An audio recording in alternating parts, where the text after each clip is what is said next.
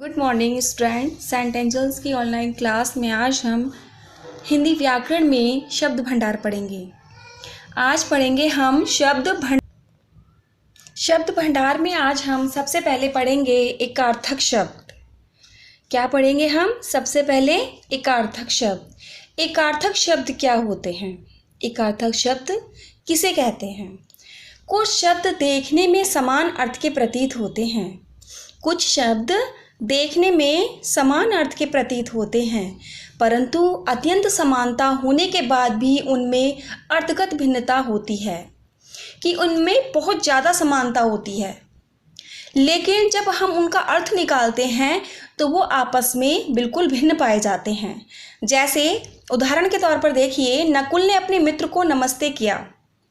नकुल ने अपने मित्र को नमस्ते किया। छात्रों ने अध्यापक को प्रणाम किया। तो यहाँ पर देखिए कि दो मित्र आपस में नमस्ते कर रहे हैं, तो उसका अर्थ देखिए। और यहाँ पर अध्यापक छात्रों को नमस्ते कर रहे हैं, तो उन्होंने प्रणाम शब्द का यूज़ किया है। रिस्पेक्ट मतलब एक आदरपूर्ण शब्द का प्रयोग किया है। तो दोनों में अर्थ के अनुसार थोड़ी भिन्नता है। इन वाक्यों में रंगीन छपे शब्द एक दूसरे के पर्याय लग रहे हैं, अर्थात ये दोनों शब्द एक दूसरे के ही पर्यायवाची शब्द लग रहे हैं, किंतु इनमें थोड़ा अर्थ मतलब इनके अर्थ में थोड़ा सा अंतर है।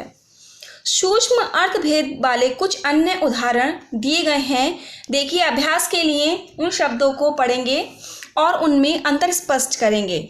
देखिए, सबसे पहले आता है हमारा अनुज।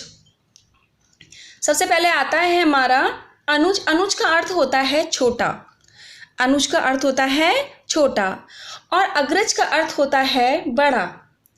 आधि का अर्थ है मानसिक रोग और व्याधि का अर्थ है शारीरिक रोग।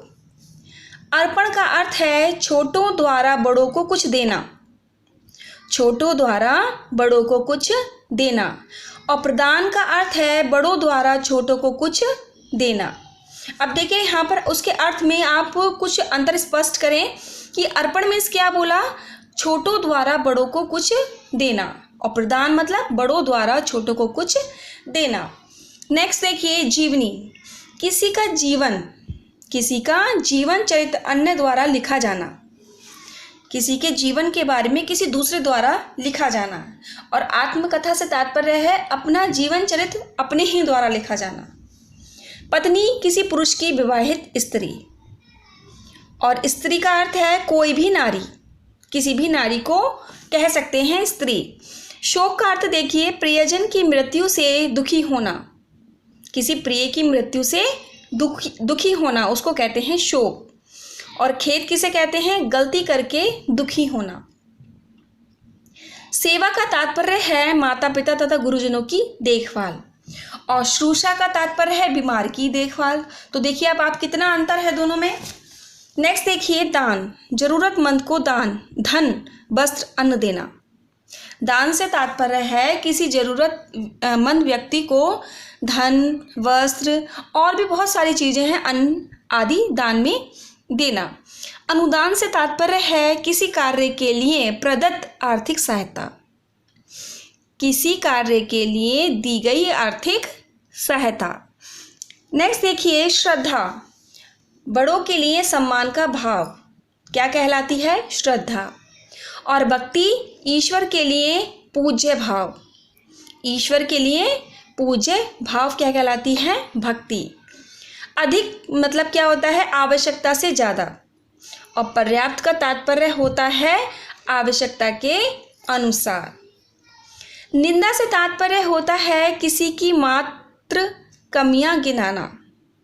निंदा से तात्पर्य है किसी की मात्र कमियां गिनाना। और आलोचना का तात्पर्य है गुण तथा दोष दोनों बताना। लज्जा का तात्पर्य है स्वाभाविक शर्म। और गिलानी का तात्पर्य है अपराध बोध के कारण मन में लज्जित होने का भाव। राजा का अर्थ है साधारण नरेश। नेक्स्ट देखिए, आलोचना। गुण तथा दोष दोनों बताना। किसी का गुण और दोष दोनों बताना।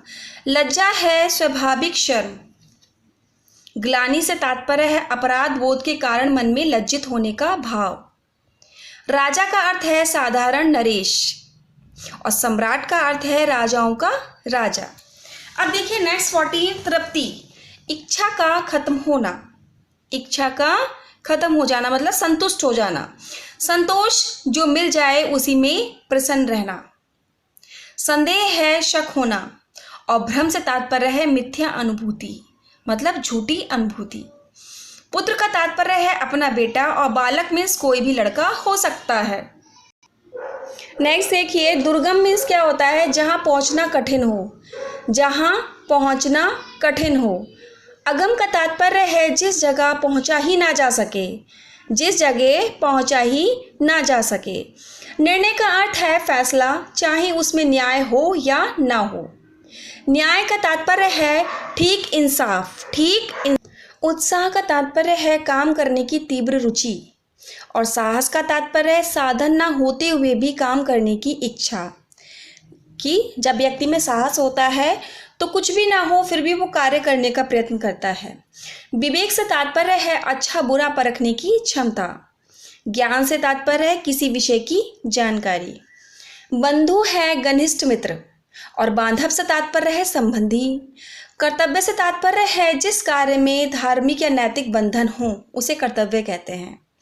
और कार्य किसे कहते हैं, कोई भी सामान्य काम, कार्य किसी भी काम को कहा जा सकता है, लेकिन कर्तव्य जिस कार्य में धार्मिक या नैतिक बंधन हो।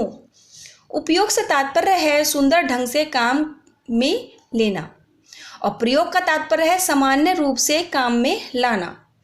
ईर्ष्या से तात्पर्य है दूसरों की सफलता से जलना और द्वेष से मतलब है दूसरों के प्रति घृणा या शत्रुता का भाव रखना। इस प्रकार आपने बहुत सारे शब्द जाने और उनके अर्थ भी जाने। कुछ शब्दों का इसमें से वाक्य प्रयोग करें और अंतर स्पष्ट करें।